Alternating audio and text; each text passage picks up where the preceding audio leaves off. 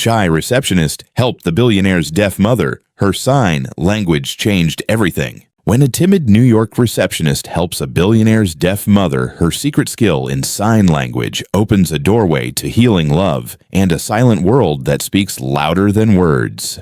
Hey friends, please subscribe to help this world of love stories grow. Comment on your country so we can see where our family of hearts comes from. Your support spreads warmth, faith, and romance even further. Together, we keep this loving community strong. Now, let's continue with the story.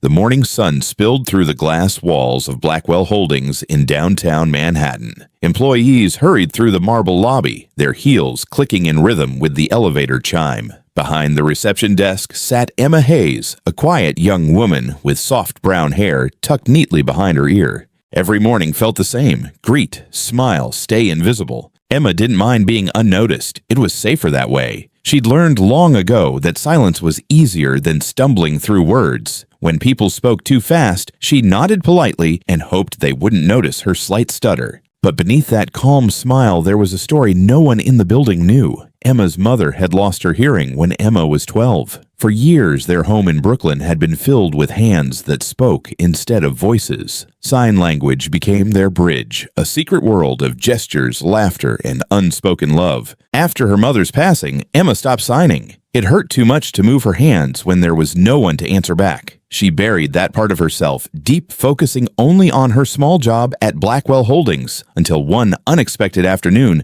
changed everything.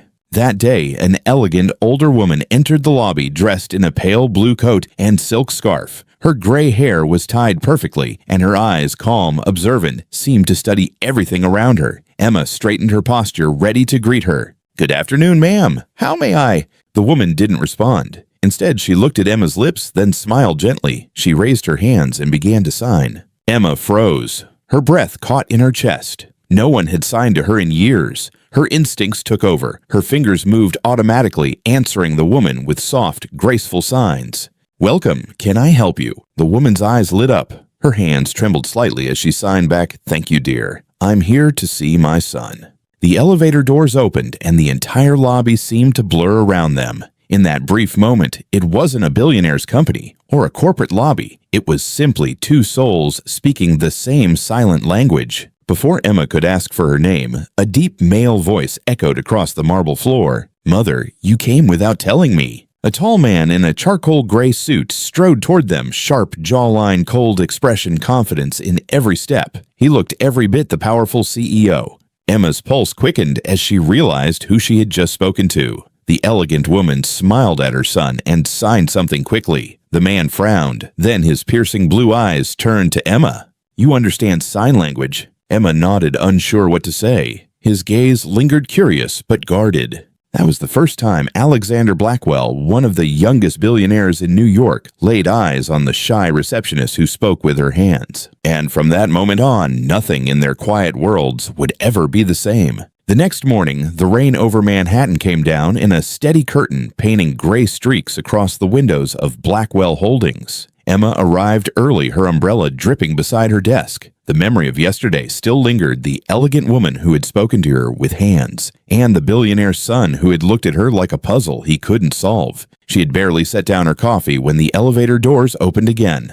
The same woman stepped out, her smile soft, her silver brooch glinting under the lobby lights. Behind her, Alexander followed, speaking quickly into his phone. He looked tired, the kind of tired that even money couldn't hide. When he ended the call, his gaze fell on Emma. Their eyes met for half a second, long enough for Emma to forget how to breathe. She quickly looked down, pretending to organize a stack of mail. Mrs. Blackwell approached the counter and signed warmly. "Good morning, dear." Emma signed back, "Good morning.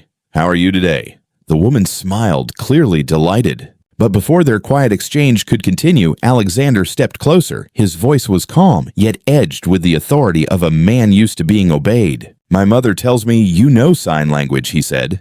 "Yes, sir," Emma answered softly. "I learned it growing up." Alexander studied her for a long moment. His expression revealed nothing, but his words carried a chill. "I see. I'd appreciate it if you didn't get too personal with her. She's very trusting."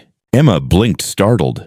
I wasn't, but he was already walking away, his expensive shoes echoing against the marble floor. Mrs. Blackwell frowned and signed quickly, her eyes sharp despite her age. He thinks he's protecting me, but he doesn't understand people like you. Emma didn't know how to reply, so she simply smiled, a quiet promise in her eyes. When they left, the lobby felt colder than before. Yet Emma couldn't shake the image of Alexander's mother, strong, kind, and trapped between silence and misunderstanding. That night, as Emma walked home through the misty streets of Brooklyn, she found herself replaying that moment, his mother's smile, his guarded eyes. And though she didn't know why, she felt that something inside her life had quietly begun to shift. A week later, the rhythm of the office had returned to normal, or at least, that's what everyone thought. For Emma, nothing about her days at Blackwell Holdings felt ordinary anymore. Every time the elevator chimed, her heart skipped, half expecting to see Alexander Blackwell walk through those glass doors again. And then one rainy Thursday he did. Only this time he wasn't alone. His mother stood beside him, her delicate hands resting lightly on his arm. The moment Emma saw them, she straightened, her pulse racing. Alexander spoke first. "Miss Hayes," he said, his tone professional, distant. "My mother insists on having you as her assistant while she stays in New York." Emma blinked, unsure if she'd heard correctly. I'm just the receptionist, sir." His jaw tightened slightly. "She doesn't care about titles. She trusts you. Apparently that's rare." His voice carried no warmth, but there was something under the surface, a quiet tension she couldn't name. Mrs. Blackwell smiled and signed, "Please, dear. I need someone who understands my hands." Emma hesitated only a moment before nodding. "Yes, ma'am. I'd be honored." And just like that, her quiet life shifted again. She was moved from the reception desk to the 29th floor, a space reserved for executives and family. Her new office overlooked the skyline, but the air felt heavier up here. Every detail gleamed: mahogany tables, glass walls, and silence so thick it echoed. Her first day as Mrs. Blackwell's assistant began smoothly. Emma helped translate during meetings, organized schedules, and even arranged a charity visit for a school for the hearing impaired. For the first time in years, she felt useful again.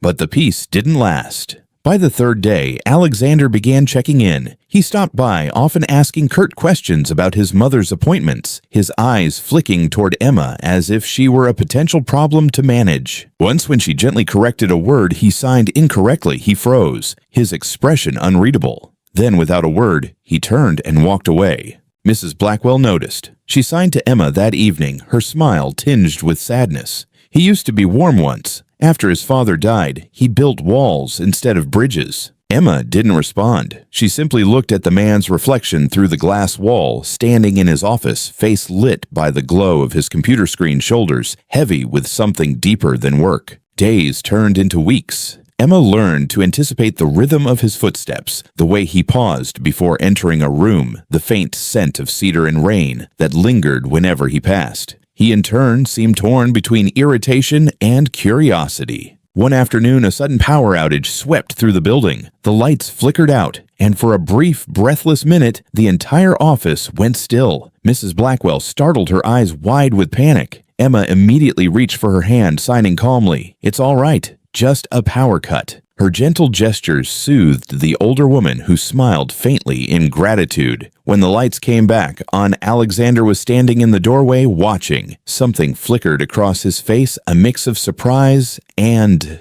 relief. That night, as Emma packed up her things, he appeared beside her desk. "Thank you," he said quietly. She looked up, startled. "For what?" "For being patient with her." His voice softened. "I haven't seen her that calm in years." Emma smiled. "She's an incredible woman, Mr. Blackwell. She just needs to be heard in her own way." For the first time, his eyes met hers without walls. Then he nodded, barely audible. "Maybe I do too." When the elevator doors closed behind him, Emma stood alone, the city lights reflecting against the glass. She didn't know it yet, but the line between duty and destiny had already begun to blur. Winter came early that year in New York City. Snow brushed against the tall glass windows of Blackwell Holdings, turning the skyline into a blur of silver and white. Inside, the office glowed with soft lights, but for the first time, Alexander noticed that it didn't feel quite as cold. He couldn't decide whether it was because of the heater or because of the woman who had quietly changed his mother's world. Emma had now been working with Mrs. Blackwell for nearly 2 months. Her gentle presence filled the corners of the penthouse floor with laughter gestures and patience that never asked for anything in return. She often arrived early, carrying a small thermos of hot tea for Mrs. Blackwell. Alexander sometimes found her there in the mornings, her sleeves rolled up, helping his mother arrange flowers by the window. Their silent conversations carried a peace he hadn't felt in years. One chilly afternoon, Mrs. Blackwell suggested something that caught them both off guard. She signed with a mischievous smile. "Why don't you learn to sign too?" Alexander looked up from his laptop, surprised. "I'm too busy," he said automatically. His mother frowned, then signed again slowly. "You're never too busy to understand love." Emma looked between them, trying not to smile. Alexander sighed, but a week later he showed up in her office holding a small notebook. "I'll learn," he said simply. "Teach me, if you have time." The lessons began awkwardly. Alexander struggled with coordination, his fingers stiff and unsure. Emma was patient, gently correcting his hand shapes, her tone always soft, never judging. They started with simple words: "Thank you," "Sorry," "Mother." But it was the fourth word that lingered the longest: trust. When Emma demonstrated it, their fingers brushed briefly. The contact was light, but enough to send a quiet shock through both of them. She looked away, her cheeks warm. He cleared his throat and tried again, signing clumsily but earnestly. She laughed under her breath. "Not bad," she whispered. From that day on, Alexander found excuses to visit more often. Sometimes it was for lessons. Sometimes he just lingered by the door, watching Emma translate his mother's stories. There was something about her calm presence that silenced the noise in his head. One Friday evening, after a long board meeting, he returned to find the office almost empty. Only the soft melody of jazz played from Mrs. Blackwell's record player. Emma was still there, carefully wrapping a scarf around the older woman's shoulders. When she turned, she didn't expect to see him watching. "You're still here," she said. "So are you," he replied. His voice was low, gentler than usual. They stood in comfortable silence for a moment.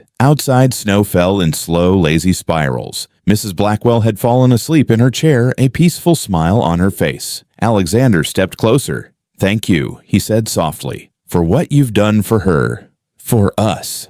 Emma shook her head. "I didn't do much. She just needed someone who listens." He smiled faintly. "Seems like that's your gift." For a moment, their eyes met, no titles, no barriers, just two people sharing the same quiet space. And though neither of them said a word, something shifted again.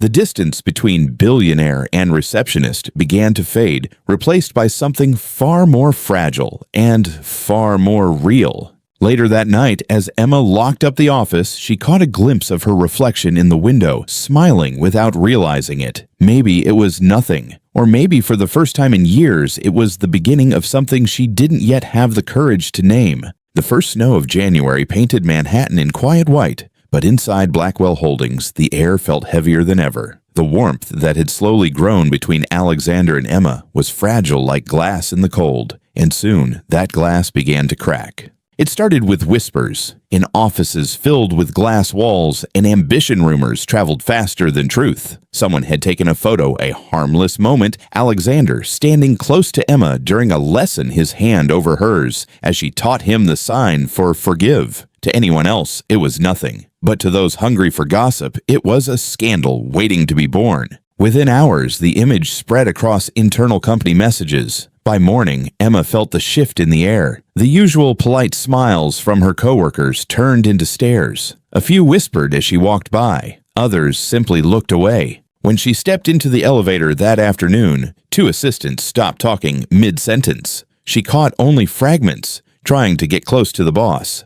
No one that quiet is that innocent. Emma's throat tightened, but she said nothing. She had learned to fight her battles with silence. By the time she reached the top floor, her hands were shaking. She was about to deliver a report to Mrs. Blackwell when she heard raised voices coming from the next office. Alexander's tone was sharp, the kind that came from frustration rather than anger. "I told you to stop spreading nonsense," he said. Someone else's head of PR replied cautiously, "It's already out, sir. Investors are asking questions about your assistant." Emma froze. The word assistant stung more than she expected. Her instinct told her to leave, but before she could turn away, the door opened. Alexander stood there, expression tight, his blue eyes shadowed by exhaustion. "Emma," he said quietly, "we need to talk." Inside his office, he poured a glass of water, but didn't sit down. For the first time, he looked uncertain. "There's been some talk," he began. Her voice came out steadier than she felt. "I know. It's fine." "It's not fine," he said quickly. "I don't want you dragged into this." She looked up, meeting his eyes. "You don't have to protect me." Something flickered behind his expression, a mix of guilt and conflict. "I have to protect the company," he said finally. "My mother's health, the board's trust, everything is connected." The words hit her harder than she expected. "So that's what I am," she whispered. "A problem to manage." He hesitated, then exhaled slowly. "Maybe, for now." The silence that followed was louder than any argument. Emma felt the room tilt slightly, the soft hum of the city fading into static. She nodded, once her composure barely holding.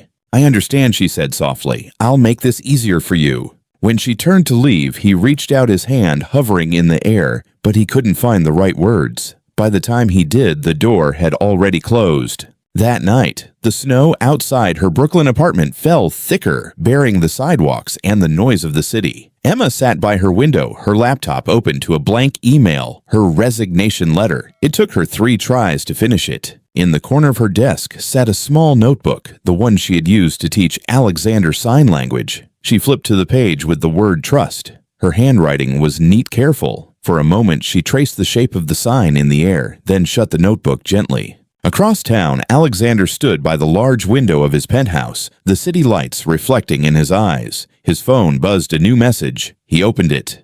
It was short. "Thank you for everything. Please take care of her." He looked down at the signature. Emma Hayes. For a long moment, he didn't move. Then, without a word, he pressed his palm against the cold glass. Below him, the city pulsed with life, but all he could hear was the echo of the only person who had ever taught him how to listen. And somewhere deep inside, he knew he had just let go of something he might never find again. The days after Emma's departure passed like a gray blur. The lobby of Blackwell Holdings seemed colder, even though the heaters hummed constantly through the January chill. No one spoke about her anymore, as if silence could erase her from the building's history. But on the 29th floor, the silence meant something different. Mrs. Blackwell sat by the window every morning, her knitting untouched, her eyes distant. When Alexander entered her suite, she signed softly, "You let her go." He tried to respond, but the words, both spoken and signed, felt heavy. "She was caught in something she didn't deserve," he said finally. "I thought I was protecting you and the company."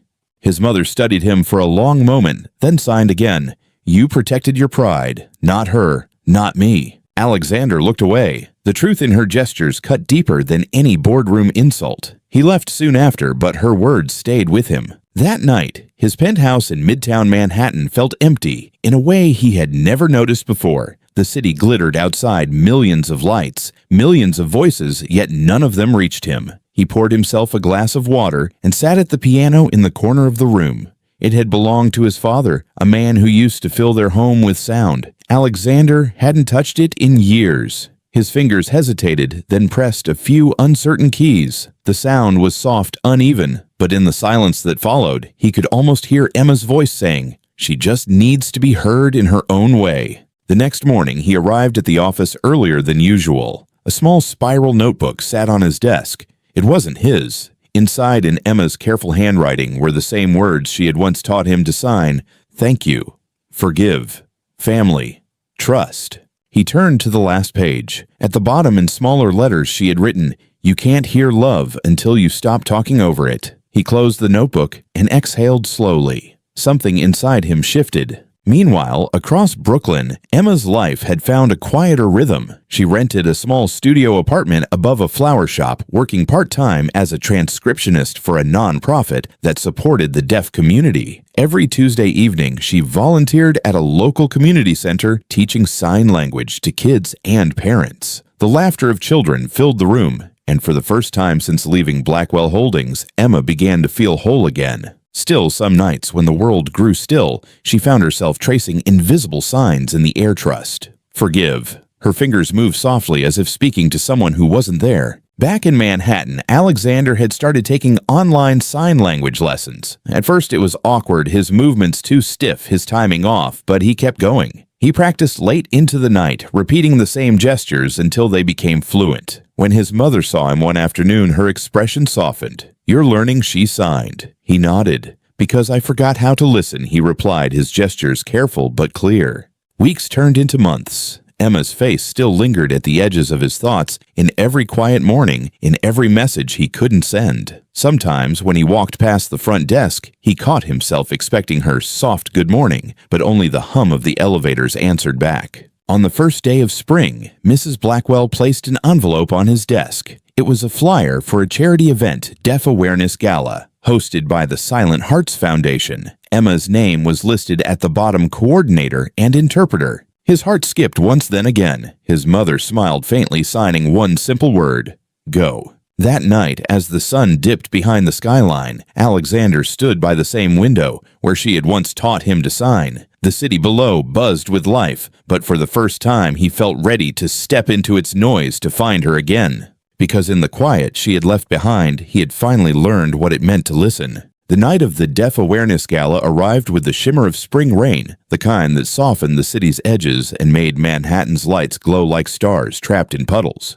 The ballroom at the Metropolitan Arts Hall buzzed with soft music, clinking glasses, and polite laughter. Gold drapes framed the stage, and banners of the Silent Hearts Foundation swayed gently from the ceiling. Alexander stood near the entrance, adjusting his black tie, feeling more nervous than he had before any investor meeting in his life. He wasn't sure if she'd want to see him. He wasn't even sure what he would say if she did. But he knew one thing: he couldn't let silence win again. Inside, the atmosphere was warm and sincere. Guests mingled with members of the deaf community, signing greetings, exchanging smiles. It wasn't about wealth or power tonight. It was about connection, something Alexander had once forgotten. His mother sat in the front row, elegant in silver, her eyes searching the crowd. When she caught sight of him, she signed softly, "I'm proud of you."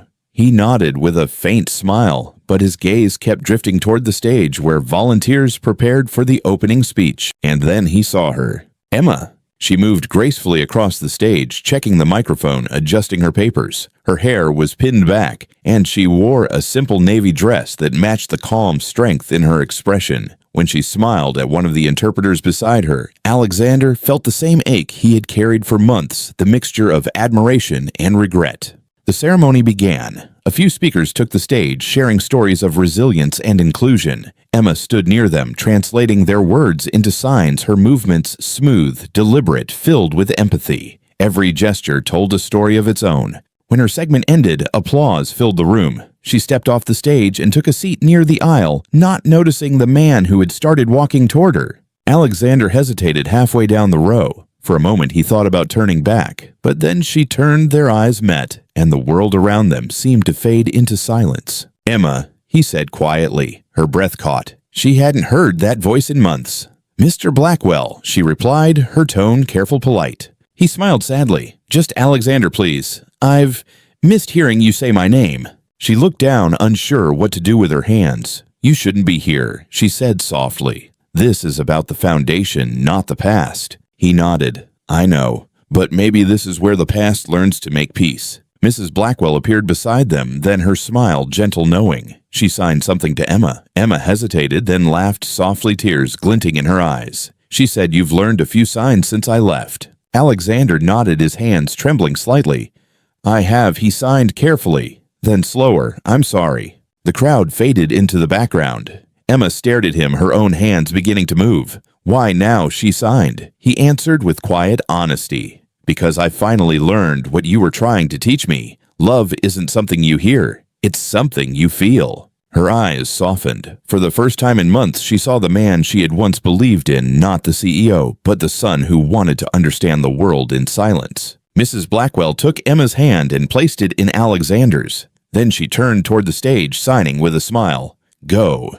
Your turn." The host called for the next presentation, a short address by the Blackwell family. Alexander looked at Emma. "Would you stand with me?" She hesitated, then nodded. Together, they walked toward the stage, hand in hand. The lights bathed them in gold, and for the first time there was no distance left. To close, only the quiet understanding that sometimes second chances don't need grand gestures. They just need courage to be heard in silence. That night, when the applause echoed across the hall, Alexander didn't hear noise. He heard her heartbeat beside his steady calm, like the language they had both learned to speak again. Applause still echoed across the ballroom of the Metropolitan Arts Hall, but to Alexander and Emma, the world had fallen completely still. The spotlight was warm on their faces, their joined hands trembling slightly as they stood before the audience. Mrs. Blackwell sat in the front row, her eyes glistening with quiet pride. The host stepped back, giving the microphone to Alexander, but instead of speaking, he took a deep breath and turned to Emma.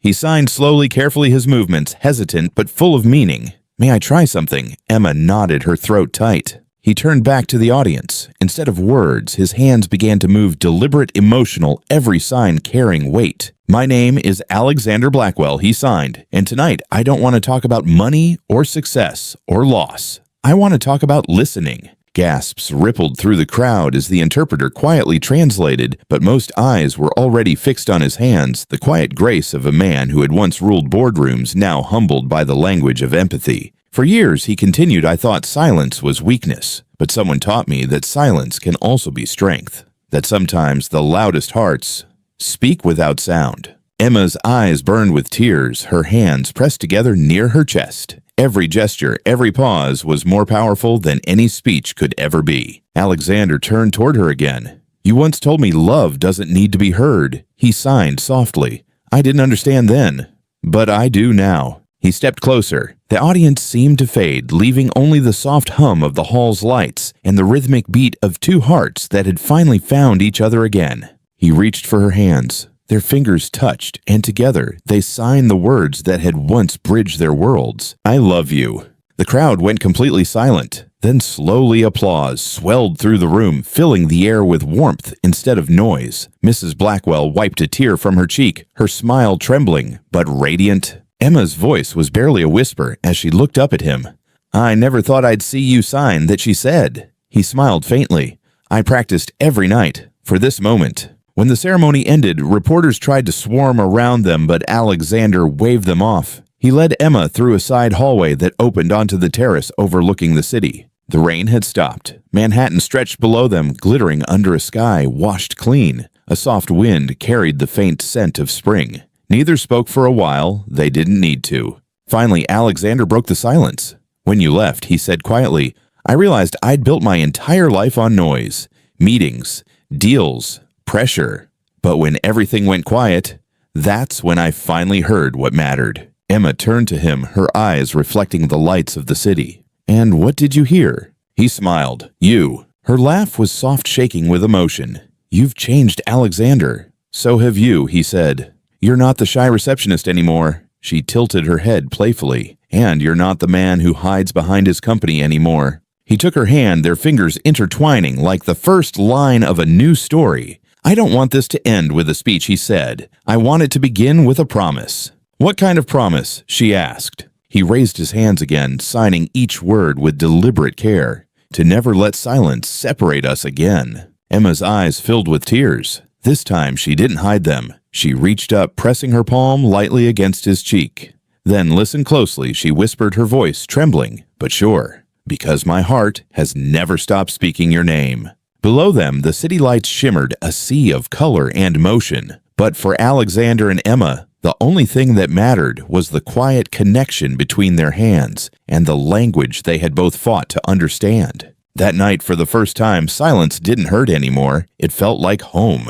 Spring unfolded over New York, and with it came a new chapter for both Alexander and Emma. The Silent Hearts Foundation, once just a dream on paper, was now alive, a living bridge between the hearing and the silent world. Their faces often appeared in magazines, not under gossip headlines anymore, but in stories titled "The CEO Who Chose to Listen." Yet fame wasn't what they chased. Every morning they arrived together at the small brick building in Brooklyn where the foundation's offices were located. It wasn't sleek, like Blackwell Holdings. There were no glass walls, no expensive furniture, just laughter, coffee, and people learning to speak with their hands. Emma had become the foundation's director. Her calm presence drew people in. She spent her days designing community programs, helping schools, open sign language classes, and mentoring young interpreters. Alexander worked beside her, quietly handling the business side of things, but he often joined her during lessons. He signed slowly, still making mistakes, and every time he did, Emma teased him gently. One afternoon after class with local kids, they stood by the window, watching the sunset spill across the East River. Children's laughter echoed down the hall, bright and free.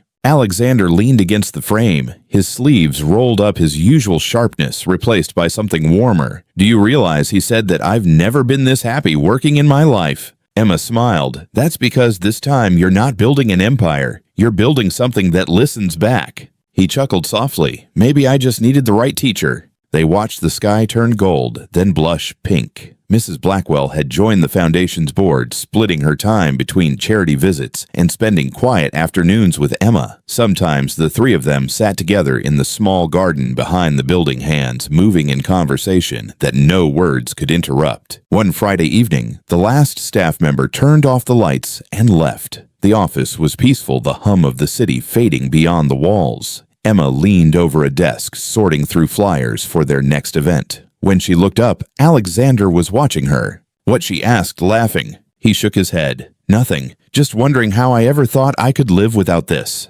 She stepped closer, her voice soft. "You don't have to wonder anymore." He smiled, lifting his hand, signing carefully. "Home."